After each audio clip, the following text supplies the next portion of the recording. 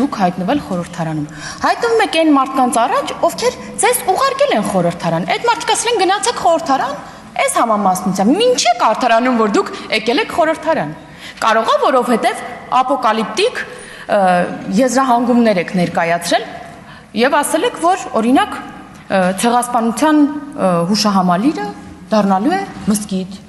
Կարող է, որովհետև ասել եք, որ 300,000 ադրբեջանցիներ են գալու։ Կարող է ասել եք, որ մեր երեխաները բոլորի այլևս չեն կարողանալու գնալ մանկապարտեզ, որովհետև լիքը սաֆորովներ են փոքր լինելու։ Կարող է դրա համար դիսկոմֆորտ ունեք։ Բա մտածեիք այն ժամանակ, որ այդ ամեն ինչն ասում եք, հիմա էլ աչքերից չեն նայում։ Այն ժամանակ դրա մասին մտածեիք, որ այսօրը գալու է, դուք առերևս վերելու եք ձեր ասածների հետ։ Եվ առերեսվելու մասին։ Մենք առաջիկա շրջանում ամեն օր ձեզ առերեսելու ենք ձեր ասածների հետ։ Ձեր քթից բերելու ենք 300,000 ադրբեջանցիները հատ-հատ ու յուրաքանչյուրից հետ, որովհետև դուք դրանով ահաբեկել եք մեր ժողովրդին։ Ու հիմա պետք է ես նենց բարձր եմ տեղից խոսում, կարող եմ ես էլ տեղից խոսել։ Ու հիմա պետք է պատասխան տաք այդ տերորի համար մեր քաղաքացիներին։ Այն քաղաքացիները, որ ձեզ ուղարկել են այստեղ, իրանք հիմա դիսկուս կա սոցցանցում, թե ինչու չերթվեցիք։ Օրինակ ինչի չերթվեցիք։ Ժամանակին միայն պարոն Սաղաթելյանը չերթվեց ու ասաց, որ ինքը մի երթում ա տվել զենքի վրա, բոլորը դաշնակցական եք, թե այլ պատճառ կա։ Ու մարդիկ քննարկում են, ասում են կարող է, որովհետև հանուն Հայաստանի Հանրապետության անկախության, ինքնիշխանության հզորացման չեք ցանկանում բարեխղճորեն կատարել ժողովրդի ներկայացուցչի ձեր պարտականությունները։ Չեք պատրաստվում պահպանել Հայաստանի Հանրապետության սահմանադրությունն ու օրենքները։ Կարող է, որովհետև չեք ցանկանում նպաստել Հայաստանի Հանրապետության պետականության ամրապնդմանը, շահերի պաշտպանությանը, անել ամեն ինչ կամ քաղաքացիների քաղաքացիական համերաշխության համար, քաղաքացիների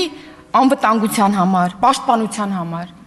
Երևի մտածում են մարդիկ, ասում են, երևի չեն կատարելու, չեն պահելու, դրա համար չեն երթվում։ Կարող եք դուք ձեր ուրեմն տարբերակն ասել, եթե սա չէ։ Պարոն Ռուբինյան, եթե նկատեցիք, ձեզ հարցեր չկային, օրինակ Ռուսաստանի հետ հարաբերություններից, որտեղ բոլորը խնդիր են տեսնում այս օրերին։ Չկար հարցեր, օրինակ ԵԱՏՄ-ի հետ կապված խնդիրներին առաջացող, օրինակ կաթնամթերքի խնդիրը, չէ՞։ Մեր քաղաքացիները այսօր բախվում են, մանավանդ որ ինչ-որ փորձակնություն ցույց է տվելու կաթնամթերքի մեջ, այդ խնդիրները չկան եւ այլն եւ այլն։ Օրինակ, ասեք, ձեր գործիքակազմը խորհրդարանի նախագահի ո՞նց եք պատրաստվում կիրառել, որպեսզի այդ խնդիրները մեր ժողովուրդը այդ խնդիրներին չառերեսվի։ Չէ, ձեզ հետաքրքրում է Թուրքիայի հետ հարաբերությունները, Ադրբեջանի հետ հարաբերությունները, որտեղ այդտեղ մենք գնում ենք կարգավորման։ Դա ձեր պլանների մեջ չի մտնում։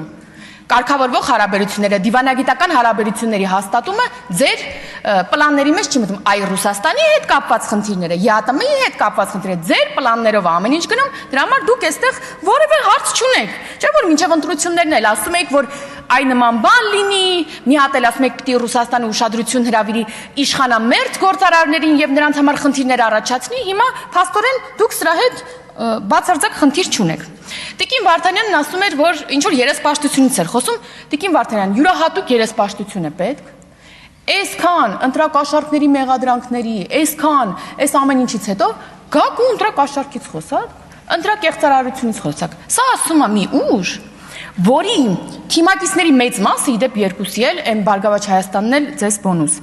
Մեծ մասը այսօր անցնում է այդ ընտրակաշառք բաժանելու մեղադրանքներով, հարյուրավոր մարդիկ։ Ու ասեմ ամենակարևորը, այդ մարդկանց մեծ մասը, պարոն Կարապետյան, տվել են խոստովանական ցուցմունքներ, ասել են այո, մեզ վերագրվող արարքը մենք գործել ենք, մեծ մասը հետաքրքրում է, ճիշտ է, պարոն Վարդևանյանի հետ կապված ձեր հորեղբայրն ասում էր, որ լավ չի գաստվե, որ գաստարվանք դառնայի վարչապետ, բայց իրականում